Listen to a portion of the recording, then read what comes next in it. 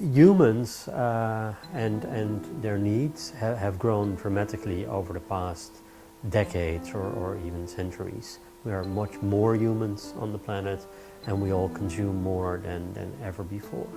That naturally has its impact on the resources on the planet and where these resources come from, and that has an impact on biodiversity, so on animals and their ecosystems. So many species that occur in natural habitats are now threatened due to conversion of agriculture, hunting, and other threats. In an attempt to mitigate the threats we humans have on biodiversity, people are trying to conserve areas. So conservation is the science of trying to find methods to preserve the animals and ecosystems and genetic diversity, etc., that we have on this planet. So there's a large number of organizations that are involved in conservation. And Chester Zoo is one of the main conservation players in the UK and globally through many of their international conservation programs. So Chester Zoo works in 6 major regions around the world. These are Africa, Latin America, Madagascar and the Mascarenes, Southeast Asia, South Asia and UK and Europe. And we look to use the skills, the technical skills and expertise that we have because of our work here as a zoo out in the field. So expertise that we might have in things like animal husbandry, technical skills in biodiversity surveys, ecological monitoring, and also specialist knowledge about particular issues such as sustainable palm oil. Palm oil is in a large number of products, from soaps to cookies to peanut butter. It's also actually found in cosmetics, cleaning products and a wide range of other items as well that you might not expect. It's not likely that palm oil will go away. It's here to stay. It's a massive industry. It's scaling up in Africa and the neotropics. So Indonesia and Malaysia combined produce 85% of the world's palm oil. So it is a really big industry and a big threat over there. The state that we work in Malaysia, Sabah, has lost more than half of its primary rainforest in the last 30 years. And a large part of that has been played by the development of palm oil plantations. And what we probably need to achieve is work with the palm oil industry to reduce the impact on the environment as much as we can.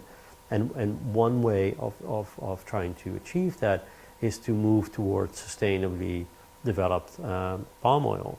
Use of sustainable palm oil.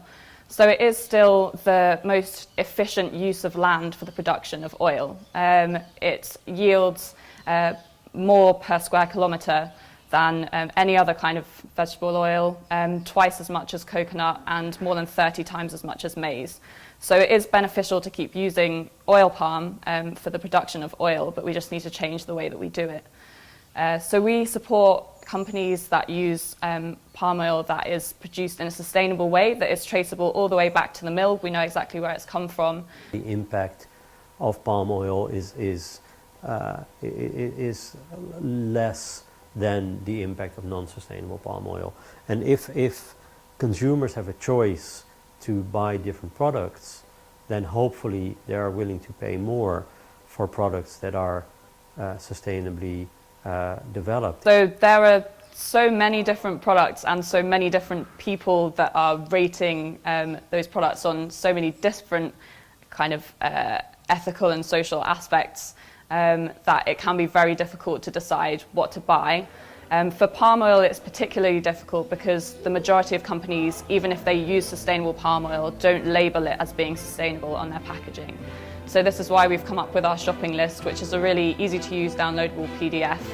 You can add it to your phone. It has images of the logos of all the brands that use sustainable palm oil. So hopefully it's easy for you to recognize and maybe start off by looking at one particular product that you buy a lot, so something like bread, and to look at which brands on there are sustainable and try and swap out your product choices, maybe one by one, take it slowly. The orangutans in Southeast Asia constitute 3 species, 2 species of orangutan on Sumatra and 1 on Borneo. All 3 are in the highest category of being endangered, and that category is critically endangered. In 2016, the Bornean orangutan was actually uplisted to critically endangered by the IUCN. So in terms of the zoo itself here, we have 6 Bornean orangutans and 7 Sumatran orangutans, and they act as ambassadors for their species. So they give us a talking point to tell people about issues of palm oil and other threats to their habitat, not just for the orangutans, but also for other species that live in the same habitat. If we manage to conserve the forest where these orangutans occur, then we will likely also preserve a lot of the butterflies that are there, a lot of the other primates that are there, and help preserve these forests for tigers, elephants, etc. So focusing on these large iconic species helps to conserve those areas for other species as well, because large species like orangutans generate a lot of willingness to preserve areas. They generate a willingness to fund conservation that maybe a butterfly wouldn't.